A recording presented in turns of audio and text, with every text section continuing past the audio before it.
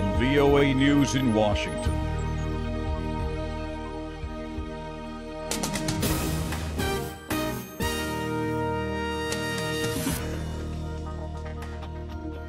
The United Nations Security Council is set to hold an emergency meeting Tuesday on North Korea's latest missile threat.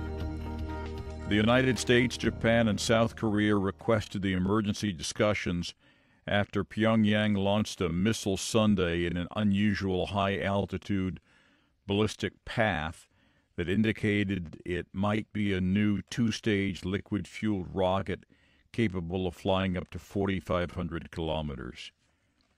The test, according to a White House statement, should serve as a call for all nations to implement far stronger sanctions against North Korea.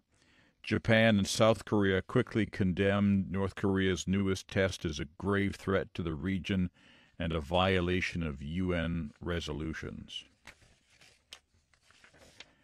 Europe's police agency, Europol, says a global cyberattack has affected at least 100,000 organizations in 150 countries, with data networks infected by malware that locks computer files unless a ransom is paid.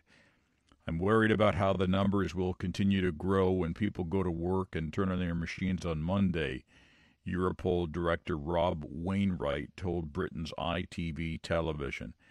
So far, there's been no progress reported in efforts to determine who launched the plot. Computer security experts have assured individual computer users who have kept their PC operating systems updated that they are relatively safe. Computer security experts said the current attack could have been much worse, but for the quick action of a young researcher in Britain who discovered a vulnerability in the ransomware itself, known as WannaCryptor 2.0. You're listening to news from the Voice of America.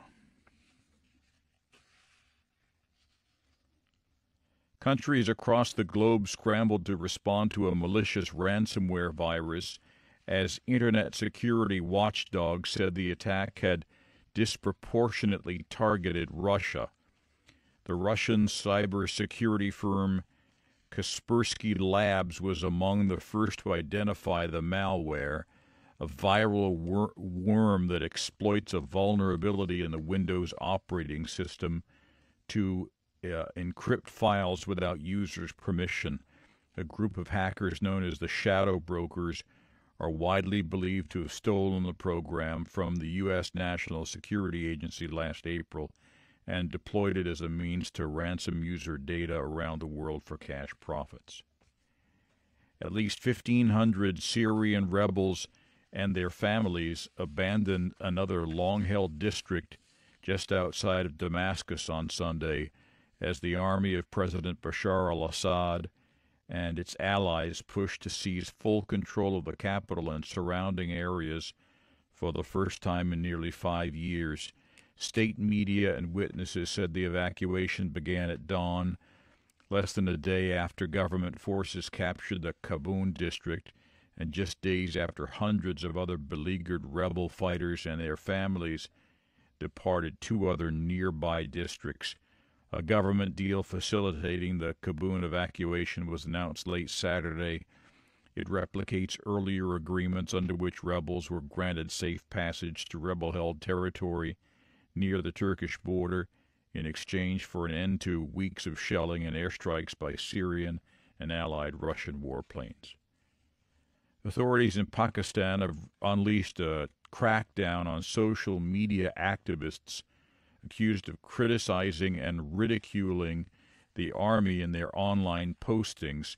An official announcement late Sunday said the cybercrime wing of the Federal Investigation Agency has been ordered to swiftly move against elements who are engaging in these condemnable activities.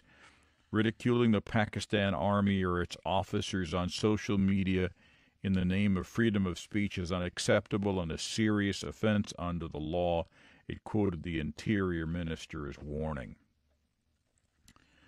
A new public opinion poll shows more Americans than not are opposed to President Donald Trump's firing of FBI Director James Comey.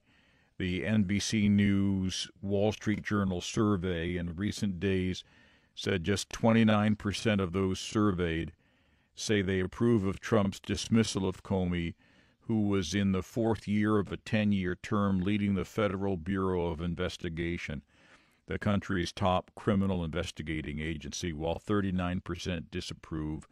The remainder said they did not know enough to have an opinion. But among those who've been closely following news of Comey's unexpected ouster, 53% said they disapproved and 33% approve. There's more at voanews.com. That's the latest world news from VOA.